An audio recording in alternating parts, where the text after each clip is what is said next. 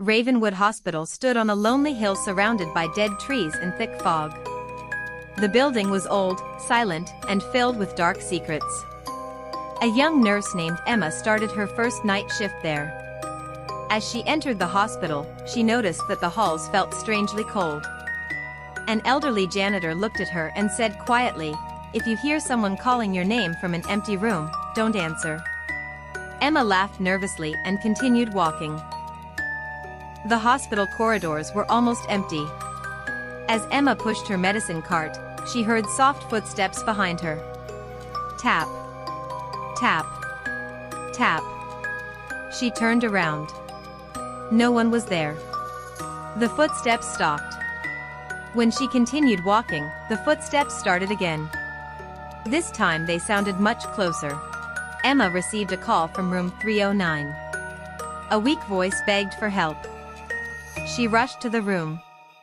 The door slowly opened. The bed was empty.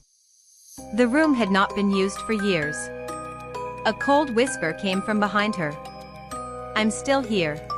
Emma entered the abandoned children's ward. Dust covered the floor. Broken toys lay everywhere. Suddenly, a toy rabbit began moving by itself. A small ball rolled across the room. Children's laughter echoed through the darkness. Emma searched for the source. Then all the toys suddenly turned toward her. The laughter became screaming. Trying to leave the ward, Emma stepped into an elevator. The doors closed. The elevator moved downward. And downward. And downward. There were no buttons glowing. No floor numbers. When the doors finally opened, she was standing in a hallway she had never seen before. The walls were stained black. Wheelchairs sat abandoned in the darkness. Something moved at the far end. Something tall. Something watching. Emma followed strange noises to the hospital morgue. Metal drawers lined the walls. Everything was silent. Then, bang. One drawer shook violently. Bang. Another drawer opened by itself. Emma slowly stepped backward. Several drawers slid open at once. Inside them lay pale figures. Their eyes suddenly opened. Emma ran through the corridor. A nurse stood under a flickering light. She wore an old-fashioned white uniform. Her face was hidden by her hair. "Can you help me?" Emma asked. The nurse slowly lifted her head. Her face was completely empty. No eyes. No nose. No mouth. Just smooth pale skin. The figure pointed toward the operating wing. Then disappeared.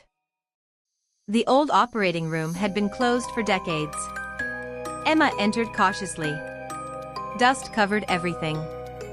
Suddenly the surgical lights switched on. Bright white light filled the room. The operating table moved on its own. Metal instruments rattled loudly. Invisible voices surrounded her. "Prepare the patient. Begin the procedure. Do not let her leave." Emma felt unseen hands grabbing her arms. Searching for answers, Emma found old records hidden in the basement. Many years ago, a terrible fire had swept through the hospital. Patients had been trapped. Doctors abandoned entire wards to save themselves. Dozens died screaming behind locked doors. Their bodies were never properly identified. Their spirits never left. As Emma left the basement, she noticed people standing in the hallway. Patients. Their skin was burned black. Their clothes were charred. Smoke rose from their bodies. They slowly turned their heads toward her. One whispered, "Why didn't they save us?" Another whispered, "We are still waiting." Emma tried to escape. Every hallway led to another hallway. Every door opened into another corridor. The hospital seemed alive. The walls stretched endlessly. The lights flickered. Dark figures appeared behind every corner. Watching. Following. Waiting. A tall doctor stepped from the darkness. His face was hidden behind an old surgical mask. Blood stained his coat. He carried a rusty scalpel. The doctor slowly dragged the blade across the wall. Screech. The sound echoed through the hospital. "You should never have come here," he whispered. Emma entered a hospital ward filled with beds. Every bed held a patient. At first they seemed asleep. Then all their eyes opened together. Hundreds of eyes stared directly at her. The patients slowly sat up. Their movements were unnatural. Like broken puppets. One by one they climbed from their beds. At the end of the corridor stood a black door. Emma opened it. Inside was the room where the fire had started. The walls were covered in burn marks. Ghostly figures filled the room. Patients. Doctors. Nurses. All trapped between life and death.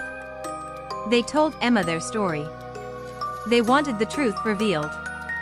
They wanted the world to know what happened. I know you're